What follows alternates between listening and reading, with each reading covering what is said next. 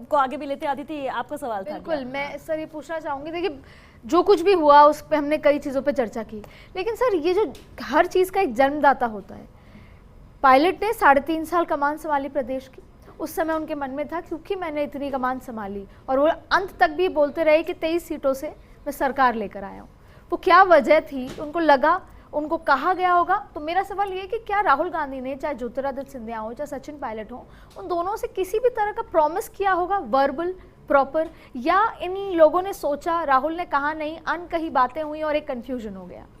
पहले तो देखिए ये 23-21 का जो है, तो 21 सीटों की जो फिलॉसफी है, जो पायलट कैंप के लोग कहते हैं कि हम 21 से 99 पे आए, बिल्कुल ठीक है, आपका स्वागत है, थैंक यू है कांग्रेस पार्टी की तरफ से। इन्हें वे जब बात करते हैं लोग आपस में जो है, लेकिन गहलोत कैंप के लोग कहते हैं कि चेहरा तो हम थे चुनाव के अंदर, Gehlot was the face of the Congress in election, one the major face. तो इसे क्रेडिट भाई आप अकेले मत लो 21 सीटों का, हम भी आपके साथ खड़े हैं 99 में। तो वो तो एक अलग बात होगी पावर शेयरिंग की, क्रेडिट शेयरिंग की, मैंने आपसे कहा।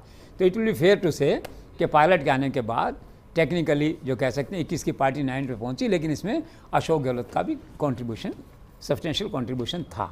सेकंड क्या था आपका पार्ट इसी में? बिल्कुल सर, मेरा यही मानना है, मैं समझना चाह रही थी कि क्या चाहे ज्योतिरादित्य सिंधिया हो, चाहे सचिन पायलट हो, इनको कोई वर्बल कम्युनिकेशन था, प्रोमिसेस थे, या मिस कम्युनिकेशन रहा, ये मानते रहे कि हमें लीडरशिप मिलेगी और नहीं मिली, और यही वजह थी कि वो नाराज थे, और यही वजह थी कि पूरा स्टेप वो एक मैसेज था आला कमान के लिए? देखिए ये बात तो सही है कि कोई न कोई तो गुफअप हुआ है कहीं ना कहीं, कोई न कोई कम्युनिकेशन गैप और some sort of breach of trust और बिट्रेयल, और कोई हल्का शब्द है तो वो काम में लीजिए, कहीं ना कहीं कुछ ना कुछ ज़रूर हुआ है। क्योंकि पायलट है, सिंधिया हैं, सब पढ़े लिखे लोग हैं, भाषा समझते हैं, अंग्रेज़ी समझते हैं, हिंदी समझते हैं, आपस में कम्युनिकेशन को अंडरस्टैंड करते हैं, उसको इंटरप्रेट करते हैं। आखिर किसी न किसी स्टेज पे तो पायलट के केस में मुझे लगता है ज़रूर उसको कहा गया होगा। ये $1 मिलियन गुत्थी थी, रहस्य था, जो आज तक सुलझा नहीं अधिकृत तौर पे। केवल राहुल गांधी सुलझा सकते हैं एक पब्लिक बयान देके कि हाँ मैंने आश्वासन दिया था या मैंने नहीं दिया था। पायलट कैंप के लोगों का ये बराबर कहना रहा उन दिनों में कि not once, more than once he was given to understand.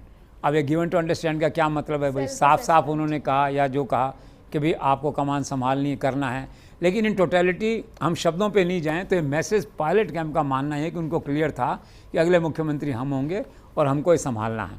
एक दूसरा उनका कहना ये है कि फिर जो अंडरस्टैंडिंग हुई पावर शेयरिंग की कि 2.5 साल आप करिए, 2.5 साल आप करिए, ये हुई कि नहीं हुई ये भी आज तक रहस्य है।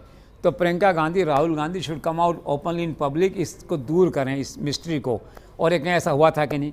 लेकिन मैं ऐसा मानता हूँ कोई न कोई गड़बड़, कोई न कोई कम्युनिकेशन गैप, कोई न कोई इस तरह का ज़रूर हुआ है जिससे गलतफहमी बनी है, और वो गलतफहमी होते होते निराशा में बदली कि आपने वादा पूरा नहीं किया, ट्रस्ट डेफिसिट में कन्वर्ट हुई। उसका परिणाम ये हुआ कि आज पार्टी में बगावत हो गई, वो पार्टी छोड़ के चले गए या हटा दिए गए और यहाँ तक आप पहुँचे।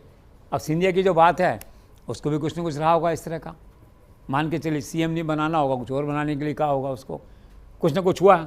वहाँ भी बड़ा पावरफुल कैंडिडेट था सामने, अशोक गहलोत जैसे राजस्थान में थे, वहाँ पे कमलनाथ हैं, एप्रोप्रिएट चॉइस, उन्होंने पार्टी को चलाया और पार्टी का कहते हैं फंड भी सारा उन्होंने उसमें खर्च किया राजस्थान में। गहलोत साहब देखा होगा सारा जो है ये सब बातें अपनी जगह से। अशोक गहलोत, कमलनाथ का कैंडिडेचर अपनी जगह बिल्कुल एप्रोप्रिएट है, प्रॉपर है, इन प्लेस है, लेकिन इन दोनों को ऐसी गफलत कैसे हुई भाई?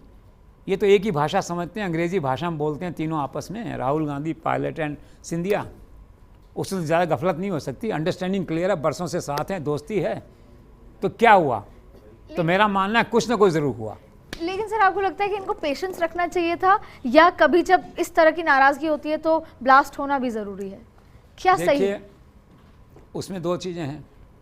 पेशेंस एक तो होता है नेचुरल कोर्स में आप पेशेंस रखें और ये सोचें कि मैं 2003 पार्टी में आया था, मैं 26 साल में एमपी बन गया, फिर एमपी बन गया, भारत सरकार में मंत्री बन गया, फिर मैं पीसी चीफ बन गया 2013 में ही, और फिर मैं डिप्टी सीएम भी बन गया। तो अगर आप इस सीक्वेंस में जाते हैं तो ग्राफ, पायलट का जो ग्राफ है ड्रामेटिक है राइज उसका, ठीक है, वेरी इंप्रेसिव। लेकिन जब आप इस ग्राफ को किसी आश्वासन के पृष्ठभूमि में देखते हैं कि यार मुझे तो बनाने का वादा किया गया था, तो ये ग्राफ फिर छोटा पड़ जाता है। इस ग्राफ की जो तसल्ली है या इसका सेटिस्फैक्शन है वो छोटा पड़ जाता है as compare to the assurance given, और बाय मिसअंडरस्टैंडिंग एश्योरेंस आपने मान लिया था। तो इतना सब करने के बाद में भी क्या है, वो जो भावना थी ना, एम्बिशन टू बी CM, उसने और डोमिनेट किया पायलट को, और सिंधिया को भी किया होगा, और आज ये परिणाम है सामने। लेकिन फिर भी बड़े बुजुर्ग पार्टी में यही कहते हैं पायलट को कि कोई बात नहीं, उम्र तुम्हारे साथ है, बहुत लंबा जीवन पड़ा है, तो बस वो नहीं समझा पाए होंगे अपने मन को कब पड़ा है जीवन, ये राज निकल जाएगा, फिर कांग्रेस आएगी नहीं आएगी, पता नहीं कब आएगी राजस्थान, क्यों नॉर्मली क्या होता है बाई रोटेशन आती हैं राजस्थान में पार्टियाँ नॉर्मली जो है, तो कब तक कोई इंतजार करे, अपना अपना पर्सनल जजमेंट है, उसने अपना जजमेंट किया। अब ये वक्त बताएगा, जैसे पहले आपने कहा थर्ड पार्टी बना के जा रहे हैं तो क्या भविष्य होगा उनका। मेरा मानना है कि बहुत बड़ा रिस्क पायलट ले रहे हैं थर्ड पार्टी बना करके, but his choice, you can't be more loyal than the king. आपको ऐसा लगता है, आप अपनी राय कह रहे हैं टेलीविज़न पे, बाकी तो फैसला उनको करना है।